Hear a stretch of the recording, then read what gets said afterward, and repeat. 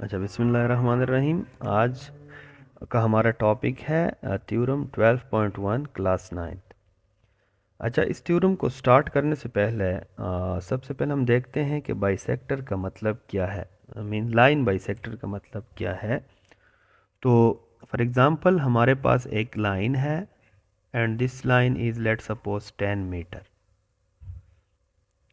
अब एक ऐसा लाइन जो कि इस लाइन को टू इक्वल पार्ट्स में डिवाइड करें। For example this is a second line and this line divides the previous line in two equal parts, that is 5 meter and 5 meter, तब जाके हम इस लाइन को कहेंगे कि this is a line bisector. So इसका जो डिफिनीशन हम इस तरह कर सकते हैं कि if a line divides another lines into equal parts, into congruent parts, then the line will be called as line bisector। ठीक है। अब एक होता है right bisector of a line, right bisector of a line. अगर यहाँ पे ये जो लाइन बाइसेक्टर है वो इस तरह करें कि इस लाइन को हाफ में डिवाइड करें, मतलब कि दो इक्वल पार्ट्स में डिवाइड करें, एंड सेकेंडली जो एंगल बन रहे हैं दोनों साइड पे वो दोनों एंगल्स भी 90 डिग्री के बराबर आ जाएं, then this line will now be called as right bisector of a line. अब आते हैं अपने थ्योरम 12.1 की तरफ। तो the statement of the theorem is any point on the right bisector of a line. एक राइट बाइसेक्टर है किसी दूसरे लाइन का, उस पे कोई भी पॉइंट आप ले लें इज इक्वी डिस्टेंट, वो सेम डिस्टेंस पे होगा from the end points of the segment. जो जो लाइन सेगमेंट डिवाइड हुआ है उसके जो एंड पॉइंट्स हैं उसके इक्वी डिस्टेंट होगा वो पॉइंट। अच्छा, for example we have a line segment A B, the end points of this line segment is A and B। यहाँ पे एक सेकंड लाइन बाइसेक्टर आ रहा है and this is a right bisector, means कि this bisector divides this line segment in two equal parts. This part is equal to this part. ये for example मैं कहता हूँ कि this line bisectors cuts the line segment at point C.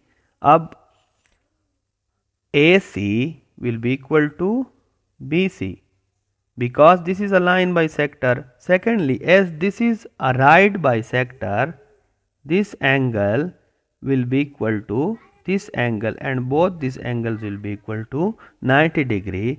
Let's suppose this is angle 1 and this is angle 2. So we have two angles, two right angles here. Now, as per the statement of this theorem, we have a point. Let's suppose we are taking this point. आप कोई भी point ले सकते हैं। ये कह रहा है कि कोई भी पॉइंट आप इस राइट बाइसेक्टर पे ले लें तो उस पॉइंट का जो डिस्टेंस है from the end points which are from A and from B. So आप ये प्रूव कर लें कि this length will be equal to this length. So अब देखते हैं दोबारा से, any point on the right bisector, any point on the right bisector, हमने पॉइंट P लिया हुआ है of a line segment. Right bisector पे कोई भी पॉइंट आप ले लें, और राइट बाइसेक्टर किस चीज़ का होगा? लाइन सेगमेंट का राइट बाइसेक्टर होगा। इज इक्विडिस्टेंट सेम डिस्टेंस पे वो होगा from the end points of a line segment, उस लाइन सेगमेंट के एंड पॉइंट से वो एक डिस्टेंस पे होगा। मत मीन्स कि this length will be equal to this length, इसको हमने प्रूव करना है। अच्छा, यहाँ पे गिवन क्या है? सो गिवन में हमारे पास है, let suppose this line is EF line, EF line, a right bisector EF bisects AB line segment at point C। EF एक लाइन बाइसेक्टर है, राइट बाइसेक्टर, वो AB लाइन सेगमेंट को point C पे cut कर रहा है, bisect कर रहा है। अब यहाँ पे क्लियर इससे ये हुआ है कि हमारे पास AB जो लाइन सेगमेंट है